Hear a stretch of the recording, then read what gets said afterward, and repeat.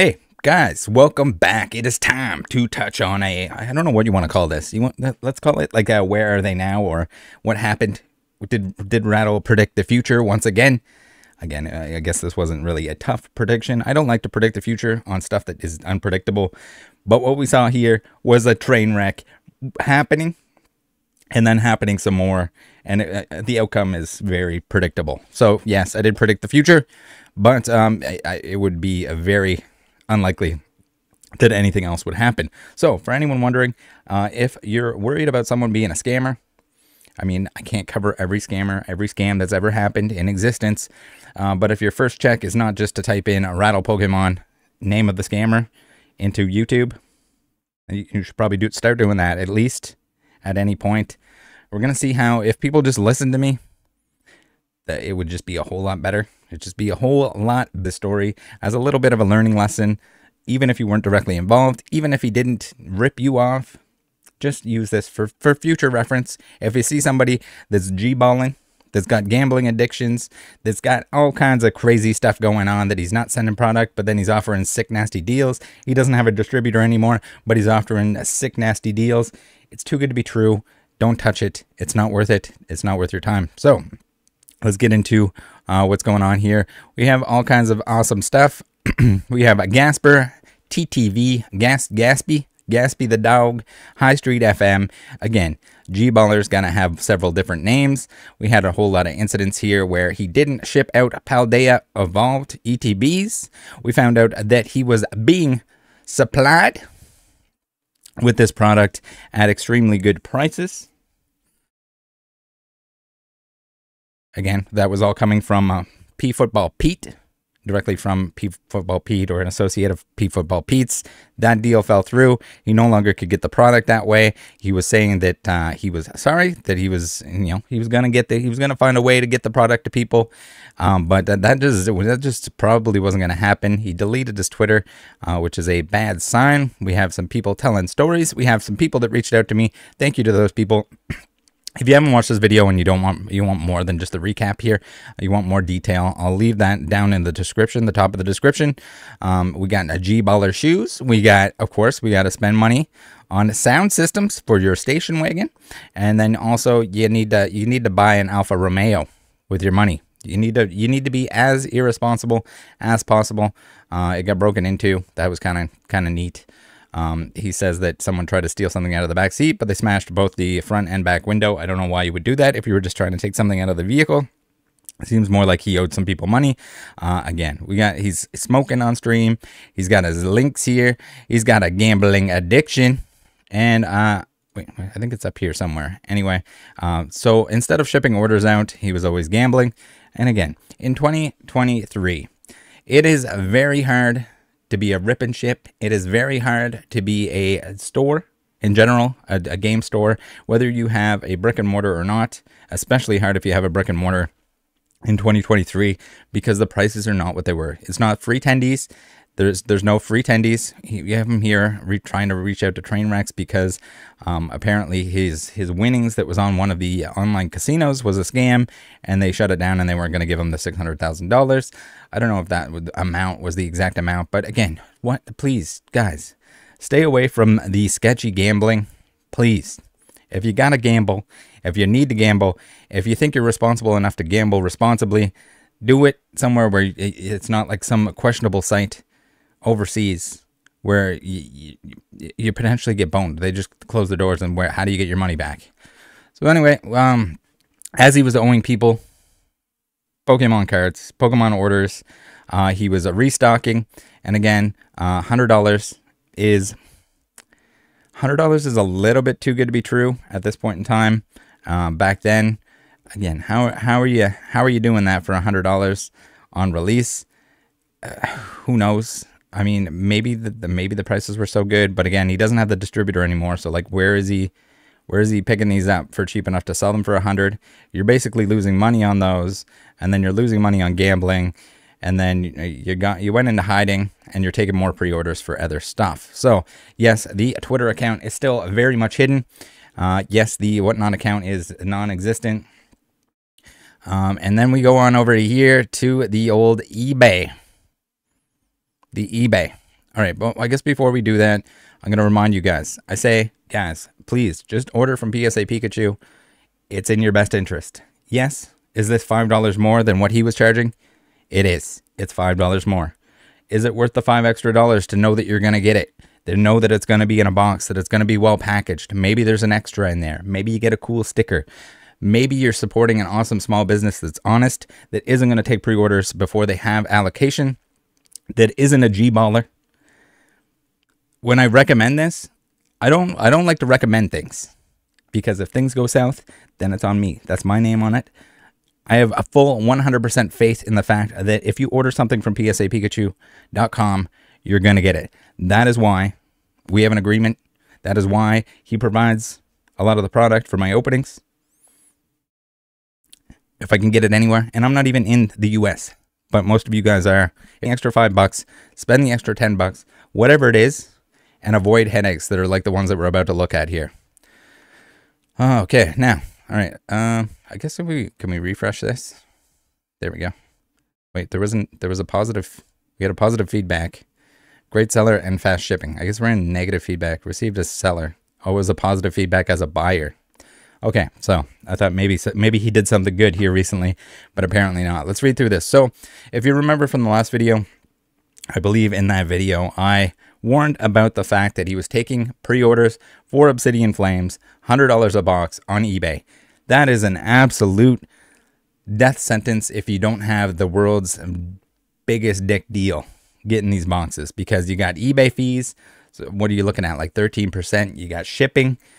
How much are you paying for these boxes? Where are you getting them if you're not getting them from Pete? Where the hell are they coming from? And again, guys, is the $5, is it worth the effort tying up that $100 for the pre-order?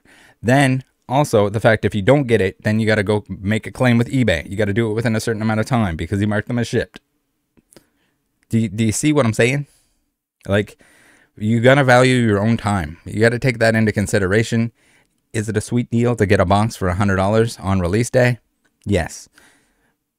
But is it too good to be true? Probably. And when you're getting it from somebody with a teddy bear avatar that's G-balling, smoking weed on stream, chain smoking cigarettes into your stuff, like, is any of it worth it? It's not, in my opinion. But maybe people need to learn from this over and over again. Again, if eBay would like to listen to me, or would like to have me, advise them on stuff like this, where you can, this could have been all avoided. All of these orders could have been canceled, could have been refunded. The account should have been temporarily disabled, where he was ripping people off outside the platform, where he wasn't shipping stuff. He was selling stuff and not shipping it. 112, 118, 125. Okay, let's just say like within the last month. Let's say 112 people didn't have this hassle, didn't have a bad experience with eBay. Is that not worth it? Is that not worth it, eBay? Again, I have contacts at eBay, but if they don't listen, if they don't do something preemptively to prevent stuff like this from happening, where like, okay, well, maybe we need to like throttle this guy because he's ripping people off. He hasn't shipped a lot of stuff, and then he's taking more pre-orders for stuff that he doesn't have a source for. All right, let's go through some of the feedback here. Same as the other buyers, this seller needs to be shut down, never shipped the package, no communication, and waited over 1 month for a refund. Scam. This guy is a scammer, took hundreds of pre-orders for Pokemon and did not send them out. He just pocketed the money. Don't buy from this piece of trash. So as a buyer, yes, it's very safe. Unless you just don't, if you don't put in a claim, if you don't put in the like item not received claim, you don't get your money back probably on this. I don't know if someone like nukes their account in this way, if that's the same rules and regulations, but, or if they'll automatically refund you. I would say that you probably have to make the claim. But again, so this is a ton of work on eBay's end. It's a poor customer experience for over 100 people. Like, this guy is a scammer. He took hundreds of pre-orders for Pokemon, did not send them out. He just pocketed the money. Don't buy from this piece of trash. Pre-order was supposed to ship 8/11. Claimed it did. No tracking, no delivery. These packs were for an event that was supposed to take place tomorrow, but still almost a month after release. No cards, unacceptable, possibly a scam. Oh no, it's definitely a scam. I mean, was he legitimately selling stuff at one point in time? Yes. Did he just nuke his stuff and try to take as much pre-order money as possible? Yes, absolutely. That's exactly what happened here. That's what happened with the Paldea. Maybe the Paldea was more along the lines of he was unable to get it if that relationship broke down then. But then to keep taking pre-orders for Obsidian Flames was 100% a scam. I don't see it in any other way. I don't know how you could call it anything else. Seller is a scammer. Do not buy from the seller. I pre-ordered an expensive item, and shortly after paying, the seller went out of town until a month after the release of said item. I never received the item, and the seller never contacted me. Stay away from the seller. So, like, did he say he went out of town, or did he mark himself as away? Maybe he marked himself as away. It's pretty ridiculous. I don't know if he thought that would, like, buy him more time. Seller is a scammer. Please do not do business with them. Never shipped item. Had to get PayPal involved to get my money back. Stay away. Never shipped out the booster boxes, even though shipping was confirmed. Never provided the tracking number and ignored messages. Then went on vacation for a month. Avoid the seller. Yeah, it seems like he marked himself like seller is away or whatever for a month, which is pretty hilarious. That he thought that would just like get him away. So that's the thing here where, I mean, you ripped off this many people. You inconvenienced, majorly inconvenienced. So like anytime you're buying something, there's a lot of times where people might want to take like a risk on an item that is like, okay, maybe they're not going to ship it. Maybe they're going to send me something else. Maybe it's fake, whatever. And you gotta kind of take that into consideration. The amount of time and effort that it's going to take to open the case, then to like contact the seller and prove to eBay that you contacted the seller and they're not answering you or they ripped you off, that kind of thing. Yes, you're going to be protected as a buyer, but also at the same time, you're tying your money up for a long time, and it is a hassle. You're tying up time as well to make the claim and everything else. So like, guys, for $5, $10, whatever it is on a product, is it worth it? Is it worth it? Look at he did absolutely every single one of these. I mean, we kind of knew that he didn't have any source for Obsidian Flames, but like I don't think he sent any of it.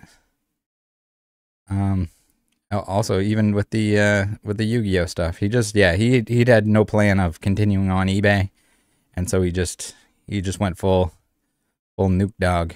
I guess that's as far as we can go back. Page 5 scam, beware. And we got even singles here. Exodia. We got Silver Tempest booster boxes. I don't know, guys. You tell me. Is it worth it? That's why when everyone's chasing the $5 off kind of thing, not only are you spending like time and effort trying to track that down, whether it's a store that's on Shopify or whatever, you can have these people disappear and then you're just kind of screwed. You got to fight with your bank. You got to fight with eBay. You got to, whatever you got to do to get your money back. And I don't think it's worth it. I don't think it's worth it. Now, if that's your thing, if you get a rush out of the fact that your box might not arrive, your $100 box might not arrive, then by all means. But it sounds like a lot of these people are upset about the fact that it didn't. They were expecting it. They wanted it at release, which is understandable.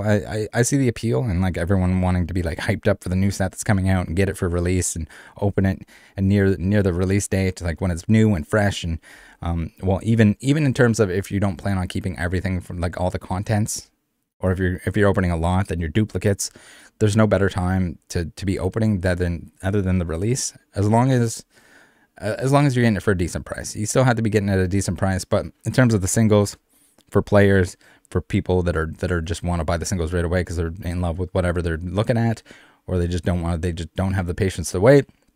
Typically the singles are at a high, especially the playable stuff, right at release when people are building decks, when people are grabbing that stuff. So there is an appeal to that. Code cards probably still to an extent. People want them on release. It used to be a really big deal back in the PTCGO days because you could trade those. Kind of like more useful than they are now, where you can kind of just scan them. But even if you were getting rid of those, if you were selling those, release is probably the way to do that, because that's when they're new. That's when people want them. That's when they're going to be at kind of a high. They'll trickle off. They'll go down in price. Maybe some stuff comes up if it's more playable, if it becomes desirable, if it's the thing that people are chasing after. But for the vast majority of it, you kind of want to get it, rip it, trade it, sell it, whatever you're doing with the stuff that you don't want right away. Pro tip. There you go, guys. Another pro tip is don't chase the bottom dollar. If something's sketchy, if it's coming from somewhere that is not reputable, or that looks like it could be shady, or it looks like there's even a chance that it won't arrive to you, that it won't come to you, just don't touch it. It's not worth it. All right, join the Discord if you have any more questions about this. Usually myself or someone else in there will be able to give you a little point in the right direction for incidents like this. If you're asking about, should I buy this box from wienerbabysupreme69.com, we're going to tell you no, don't do it. Please don't. You're going to save yourself a lot of hassle, potentially. All right, see ya.